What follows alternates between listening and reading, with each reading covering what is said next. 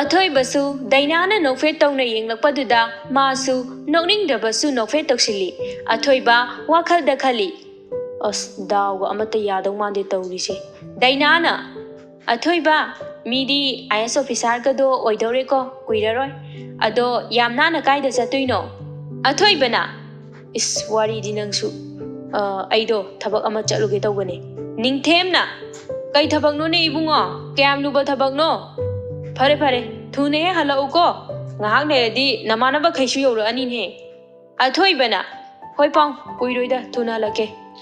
ꯑꯗꯨꯗꯤ ꯗꯥꯏꯅꯥ, ꯄꯥꯕꯨꯡ ꯑꯩ ꯑꯃꯨꯛ ꯆꯠꯂꯨꯈꯤꯒꯦ꯫ ꯑꯁꯤ ꯍꯥꯏꯗꯨꯅ ꯑꯊꯣꯏꯕ ꯃꯥꯒꯤ ꯒꯥꯔꯤ ꯁꯣꯗꯨ ꯃꯈꯨꯠꯇ ꯎꯔꯨ ꯎꯔꯨ ꯂꯩꯔꯒ ꯊꯣꯛꯈꯔꯦ꯫ ꯅꯤꯡꯊꯦꯝꯅ ꯃꯆꯥꯅꯨꯄꯤ ꯇꯣꯟꯊꯣꯏꯕꯨ ꯀꯧꯏ꯫ ꯏꯆꯥꯇꯣꯝꯕꯤ, ꯏꯆꯥꯇꯣꯝꯕꯤ, ꯊꯣꯛꯂꯛꯎꯅꯦ ꯅꯪꯕꯣ꯫ ꯇꯣꯟꯊꯣꯏ ꯃꯄꯥꯅ ꯀꯧꯔꯛꯄꯗꯨꯗ ꯊꯣꯛꯂꯛꯏ꯫ ꯇꯣꯟꯊꯣꯏꯅ, ꯀꯩ ꯍꯥꯏꯒꯦ ꯄꯥꯕꯨꯡ? ꯅꯤꯡꯊꯦꯝꯅ, ꯍꯩꯃꯥ,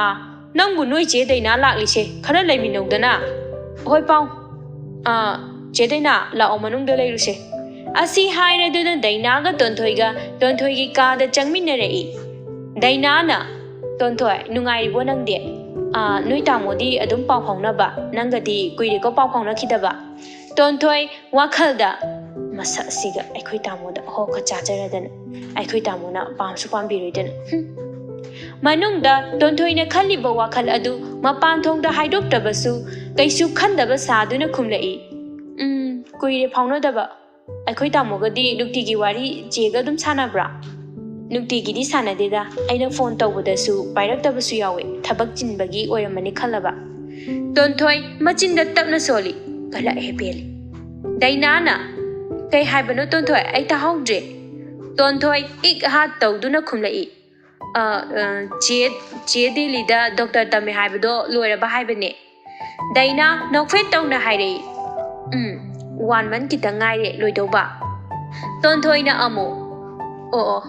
ꯗꯥꯏꯅꯥꯅ, ꯑꯗꯣ ꯅꯣꯏ ꯇꯥꯃꯣꯅꯗꯤ ꯑꯩꯒꯤ ꯋꯥꯔꯤꯒ ꯁꯥꯔꯛꯇ꯭ꯔꯣ ꯅꯪꯉꯣꯟꯗ? ꯁꯥꯔꯛꯇꯦꯗ ꯆꯦ ꯗꯥꯏꯅꯥ, ꯑꯩꯈꯣꯏ ꯇꯥꯃꯣꯗꯤ ꯅꯣꯡꯃꯇ ꯅꯨꯄꯤꯒꯤ ꯋꯥꯔꯤ ꯁꯥꯗꯦꯗ ꯑꯩꯈꯣꯏꯗ꯫ ꯇꯣꯟꯊꯣꯏꯒꯤ ꯋꯥꯗꯨꯗ ꯗꯥꯏꯅꯥ ꯍꯥꯏꯐꯦꯠ ꯏꯀꯥꯏꯔꯞ ꯇꯧꯏ꯫ ꯏꯀꯥꯏꯕ ꯈꯥꯡꯖꯤꯟꯕ ꯑꯣꯏꯅ ꯋꯥ ꯊꯩꯗꯣꯛꯂꯛꯏ ꯗꯥꯏꯅꯥꯅ, ꯅꯪꯗꯤ ꯀꯣꯂꯦꯖ ꯂꯣꯏꯗꯧꯕ ꯀꯌꯥꯝ ꯋꯥꯠꯂꯤꯕ? ꯍꯟꯗꯛ ꯂꯥꯁ ꯏꯌꯔꯅꯦ ꯂꯣꯏꯗꯧꯔꯦ꯫ ꯑꯣ ꯀꯨꯏꯗ꯭ꯔꯦꯅꯦ ꯑꯗꯨꯗꯤ ꯂꯣꯏꯗꯧꯕ꯫ ꯍꯣꯏ ꯆꯦ ꯗꯥꯏꯅꯥ꯫ ꯁꯣꯝꯗꯅ ꯑꯊꯣꯏꯕꯅ ꯄꯥꯟꯊꯣꯏꯕꯨ ꯂꯧꯔꯒ ꯂꯥꯛꯏ꯫ ꯑꯊꯣꯏꯕꯒꯤ ꯃꯌꯨꯝ ꯌꯧꯔꯝꯗꯥꯏꯗ ꯄꯥꯟꯊꯣꯏꯅ ꯅꯥꯎꯕꯤ ꯂꯥꯛꯄꯗꯨ ꯎꯔꯦ꯫ ꯄꯥꯟꯊꯣꯏꯅ, ꯗꯗꯥ ꯒꯥꯔꯤ ꯑꯝꯇ ꯈꯥꯝꯃꯣ꯫ ꯑꯊꯣꯏꯕ ꯉꯛꯅ ꯄꯥꯟꯊꯣꯏꯗ ꯍꯥꯏꯔꯛꯏ, ꯀꯩꯗꯧꯔꯒꯦ? ꯄꯥꯟꯊꯣꯏꯅ, ꯅꯥꯎꯕꯤꯅꯦ ꯁꯤꯗ ꯂꯥꯛꯂꯤꯁꯦ꯫ ꯗꯗꯥ ꯍꯥꯟꯅ ꯆꯪꯕꯤꯔꯝꯃꯣ, ꯑꯩ ꯅꯥꯎꯕꯤꯒ ꯆꯪꯃꯤꯟꯅꯔꯛꯑꯒꯦꯕ, ꯃꯃꯥꯈꯣꯏ ꯄꯥꯕꯨꯡꯈꯣꯏꯅꯁꯨ ꯆꯤꯡꯅꯗꯅꯕ꯫ ꯑꯊꯣꯏꯕꯅ ꯃꯥꯒꯤ ꯒꯥꯔꯤ ꯑꯗꯨ ꯃꯇꯥꯏ ꯈꯔ ꯂꯩꯁꯤꯟꯗꯨꯅ ꯈꯥꯝꯃꯤ꯫ ꯑꯊꯣꯏꯕꯅ, ꯑꯩꯒ ꯆꯪꯃꯤꯟꯅꯔꯁꯨ ꯌꯥꯕꯗꯨꯕꯨ, ꯑꯩꯒ ꯗꯗꯥꯒ ꯄꯨꯟꯅ ꯆꯪꯃꯤꯟꯅꯔꯛꯑꯗꯤ ꯃꯃꯥꯈꯣꯏ ꯄꯥꯕꯨꯡꯈꯣꯏꯅ ꯆꯤꯡꯅꯔꯣꯏꯗ꯭ꯔꯣ? ꯆꯤꯡꯅꯔꯣꯏ ꯀꯩꯁꯨ꯫ ꯑꯗꯣ ꯐꯔꯦ ꯅꯪ ꯅꯥꯎꯕꯤꯒ ꯆꯪꯃꯤꯟꯅꯔꯝꯃꯣ꯫ ꯄꯥꯟꯊꯣꯏ ꯑꯊꯣꯏꯕꯗ ꯅꯣꯛꯐꯦꯠ ꯇꯧꯔꯝꯃꯒ ꯑꯊꯣꯏꯕꯒꯤ ꯒꯥꯔꯤꯗꯒꯤ ꯀꯨꯝꯊꯔꯛꯏ꯫ ꯑꯗꯨꯒ ꯅꯥꯎꯕꯤꯅ ꯂꯥꯛꯂꯤꯕ ꯑꯗꯣꯝꯗ ꯄꯥꯟꯊꯣꯏ ꯅꯥꯎꯕꯤꯕꯨ ꯉꯥꯏꯔꯒ ꯂꯩꯍꯧꯏ꯫ ꯑꯊꯣꯏꯕꯁꯨ ꯃꯌꯨꯝꯂꯣꯝꯗ ꯒꯥꯔꯤ ꯊꯧꯖꯤꯟꯈ꯭ꯔꯦ꯫ ꯃꯥꯅ ꯃꯌꯨꯝ ꯆꯪꯂꯛꯄꯗ ꯀꯨꯏꯅ ꯎꯅꯈꯤꯗ꯭ꯔꯕ ꯃꯃꯥꯟꯅꯕꯁꯤꯡꯁꯨ ꯂꯩꯔꯝꯃꯤ꯫ ꯃꯈꯣꯏ ꯃꯔꯛꯇꯨꯗ ꯗꯥꯏꯅꯥꯁꯨ ꯍꯥꯟꯅ ꯈꯪꯅꯈꯤꯕ ꯃꯃꯥꯟꯅꯕꯤ ꯑꯣꯏꯕꯅ ꯋꯥꯔꯤ ꯁꯥꯗꯨꯅ ꯂꯩꯔꯝꯃꯤ꯫ ꯑꯊꯣꯏꯕ ꯆꯪꯂꯛꯄ ꯎꯕꯗ ꯃꯃꯥꯟꯅꯕꯤꯁꯤꯡꯗꯨꯅ ꯒꯤꯐꯄꯨ ꯄꯤꯕ꯭ꯔꯣ, ꯊꯥꯒꯠ ꯋꯥꯍꯩꯕꯨ ꯍꯥꯏꯕ꯭ꯔꯣ ꯇꯧꯔꯤ꯫ ꯏꯀꯨꯏ ꯀꯨꯏꯗꯅ ꯄꯥꯟꯊꯣꯏꯒ ꯅꯥꯎꯕꯤꯒꯁꯨ ꯑꯊꯣꯏꯕ ꯈꯣꯏꯗ ꯆꯪꯂꯛꯏ꯫ ꯑꯊꯣꯏꯕ ꯈꯣꯏꯅ ꯂꯩꯔꯤꯕ ꯑꯗꯣꯝꯗꯗꯤ ꯆꯪꯂꯛꯇꯕꯤꯗ ꯇꯣꯟꯊꯣꯏꯒꯤ ꯀꯥꯗ ꯑꯣꯏꯅ ꯆꯪꯈꯤꯕꯗꯨ ꯑꯊꯣꯏꯕꯅ ꯃꯣꯏꯅ ꯂꯩꯔꯤꯕ ꯀꯥ ꯑꯗꯨꯗꯒꯤ ꯍꯥꯏꯐꯦꯠ ꯎꯍꯧꯏ꯫ ꯋꯥꯈꯜꯗ ꯈꯜꯂꯤ,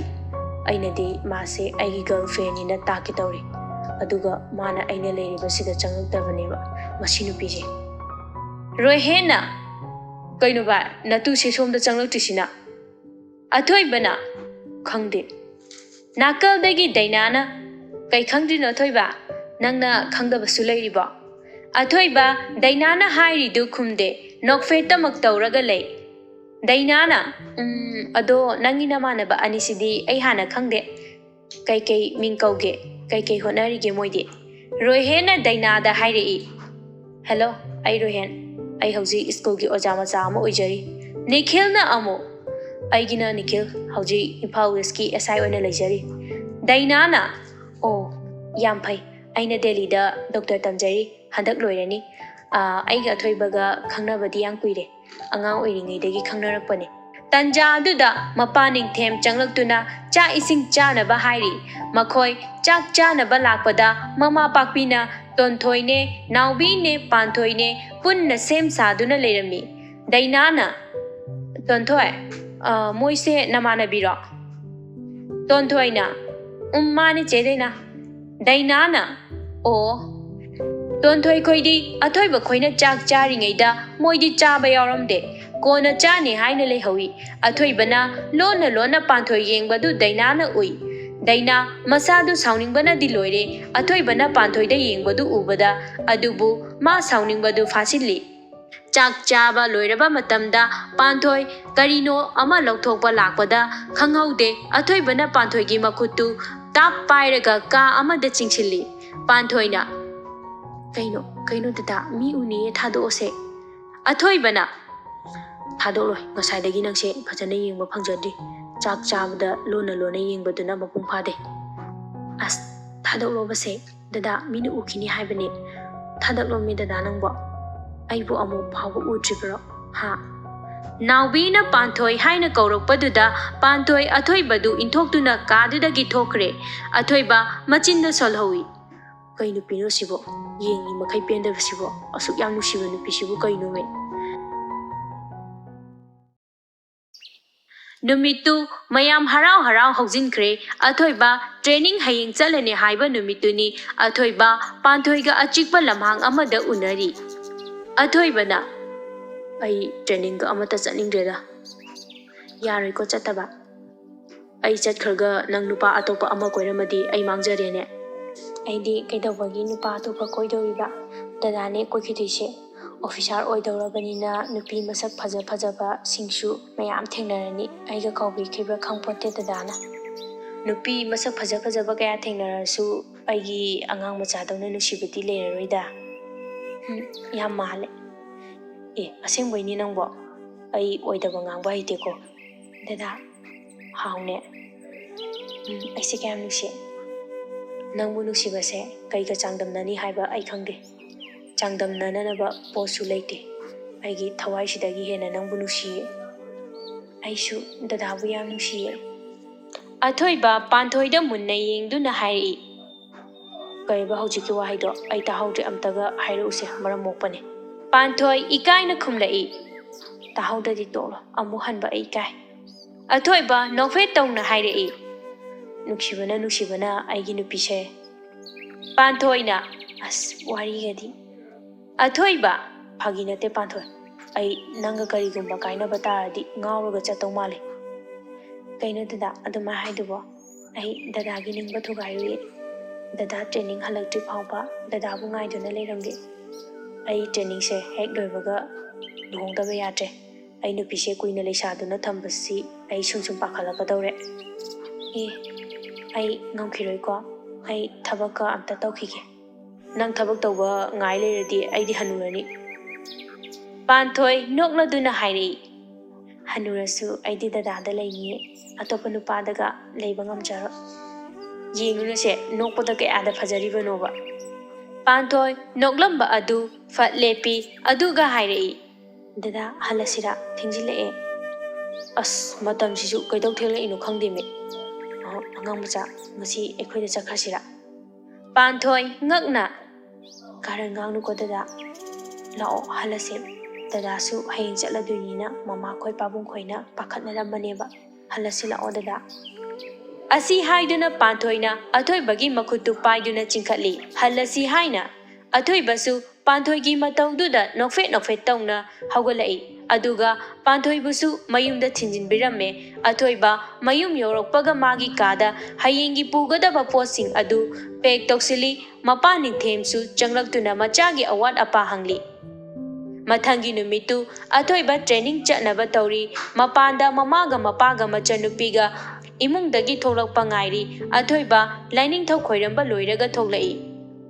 ningthemna lao flight matam yorani athoiba mamaga mapaga giga makhong soktuna khoirami machanupi da amuk onsilai torobi ngausinadana leiramuko larikana pa nang handak last year ni kan hono ko macha nupigi manakong mayada amuk changsinduna nanamado ay halagtri phawba nana khara sinabiramuko tontoi mabungi waduda nokfet tongna hoi haibagi matagum ma mangak adu nomi ningthem machabu thinnabani haiduna gari thagdoklai ngahaki matungda airport jawre ningthemna macha nupada hairei ichasidi nada yektana mai pakpa oyuko athoibana oiba ngamjage pabung asi haiduna athoibasu flight tongnaba manungda changkhare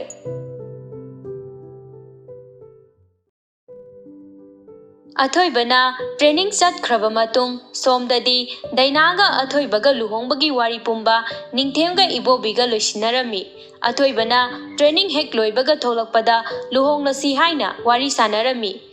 mabungna panthoibu senaramu haibagi tonthoi anamba matamda panthoiga loinana chatminarami nongma tontoina bajar chatminarusi haiduna panthoiga tontoiga punna lai kadomdagi no khangde rohit hek thengnare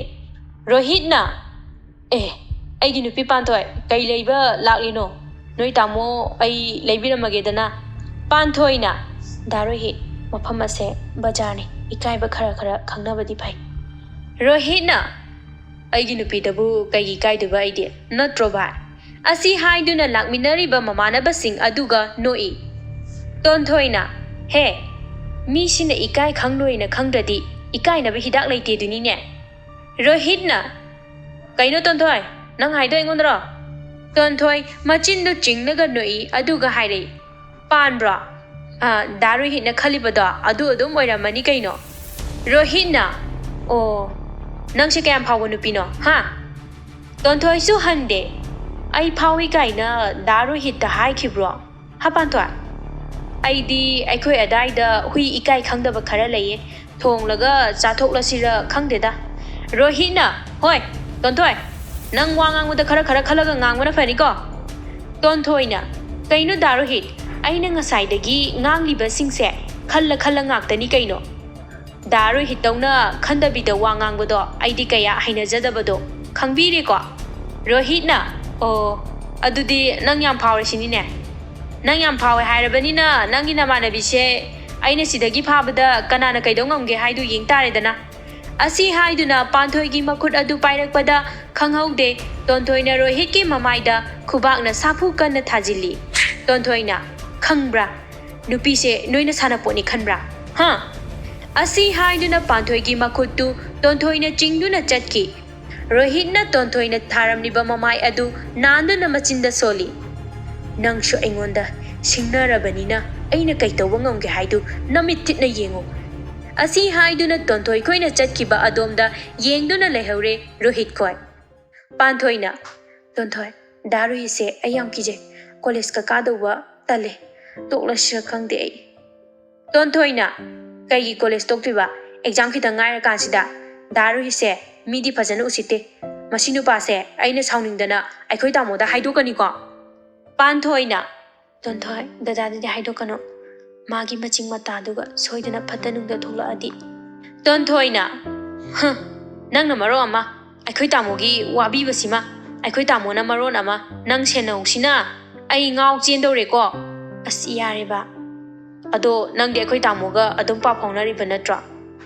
phaunari na ngai dongnadi phaunadre tonthoi ga panthoi ga wari sana na laigadaba posingdu leiri somdana ningthem mayumda harau changlei magi kada firol hongdok ningaida pakpi su changlei pakpi na kaino moi tamo ngasidi yam nganna halaida ningthem na wakhal se nungai ne mama nangbo ho wakhal nungai bado aingonda su khangaludana nachanupa se chawre chawba sare pharedana masak haire mapa ai lodana ikhatana phajaredana pakpi na mama aisu lowi kaino mapa na tomta lobro adugiro wakhal nungai hairise ihe nachanupa do training hek loiraga tholokpaga luhongbinaba walosinarabani ne pakpi ngakna ha kanaga luhongdoiba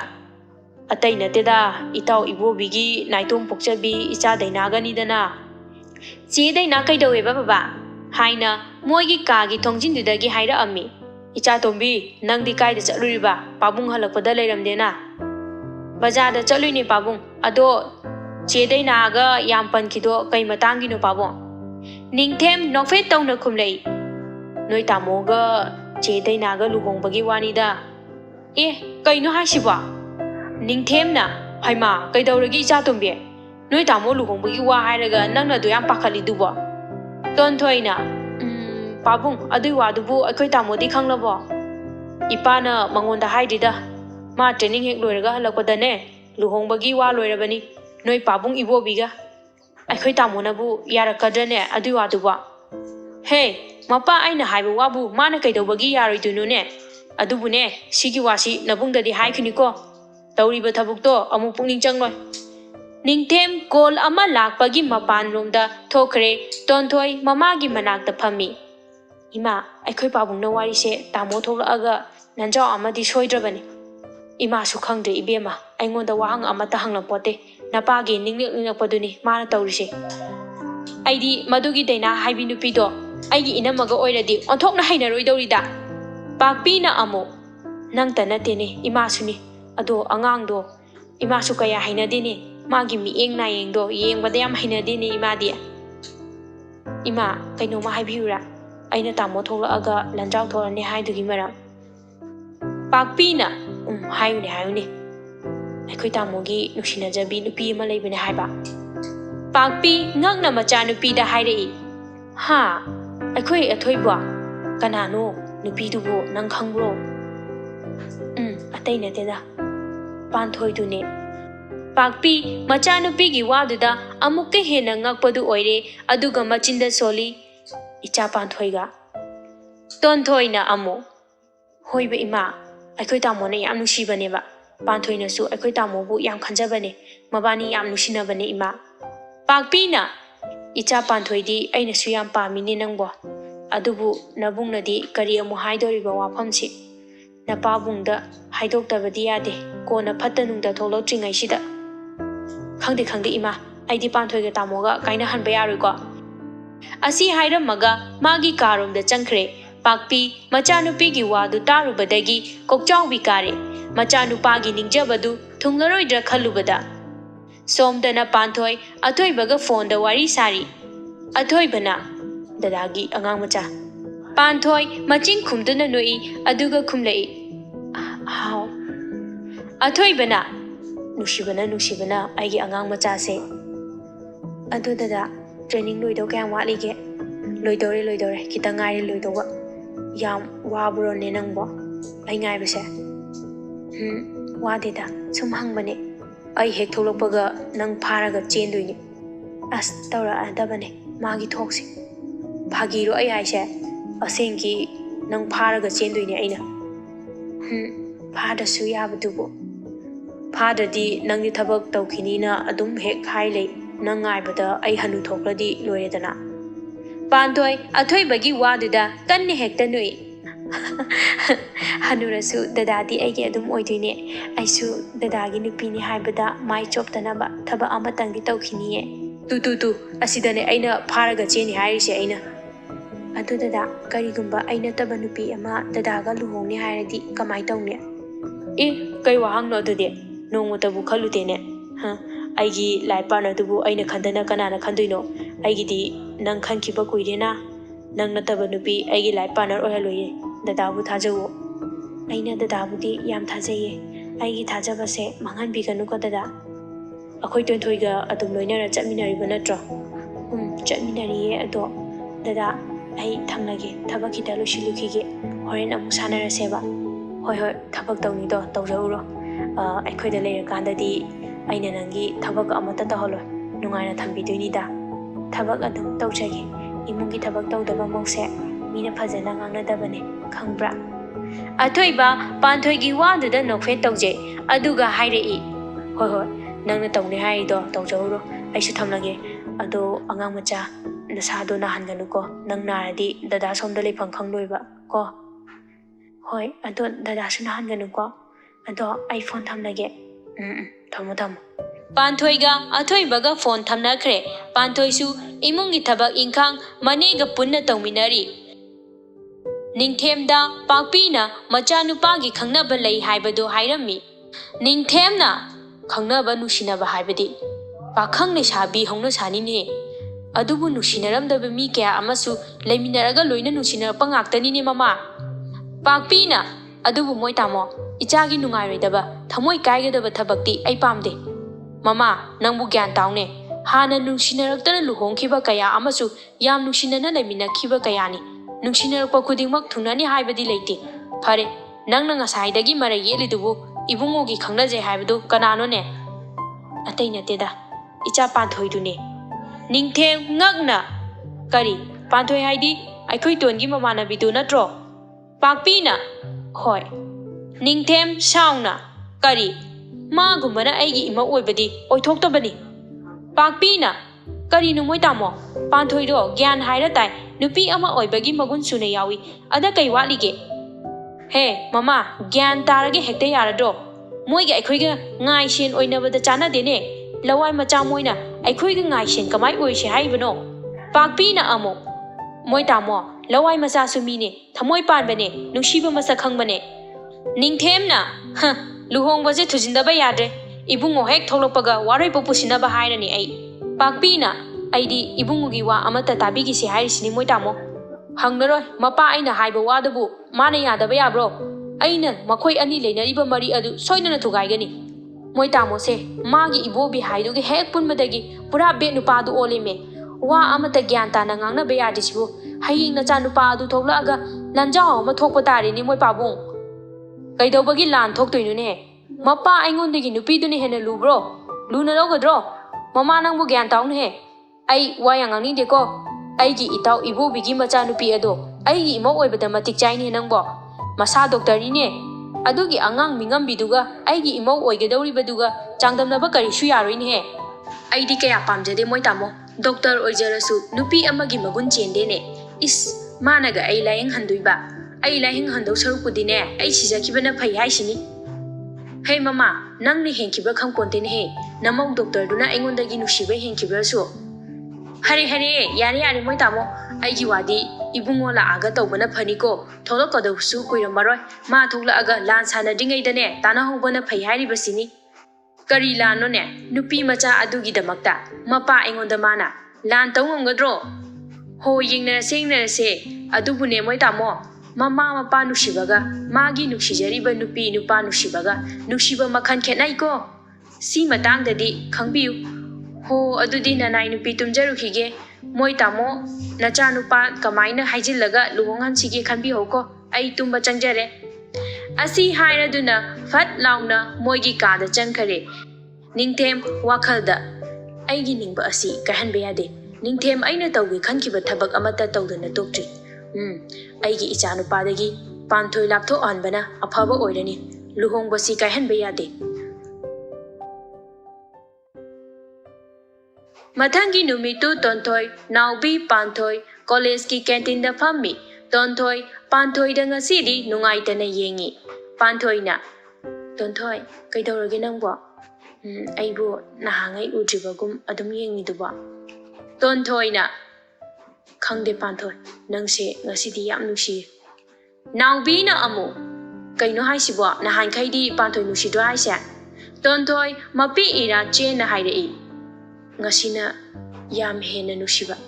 tonthoi ngasigi mataududa panthoi ga naubigadi ngakna tonthoi da yengi panthoi nungaitana tonthoi nang ngasi kaidorage tonthoi tapna hairei panthoi nang aikhoi tamo hundokduna chakhinuko aikhoi tamo di mapunsida nupi amata nusiba thamaktribane nangna ahanba nusibane mangondadi panthoi na tonthoi aisida dabu yam nusi ai kaidonda dadabudi kawbu ngamni haiba thajade aduga aina dada hundokpadi oiraron mapoksigi adubu dadana hundokpiramadi ai khangdre tonthoi naubina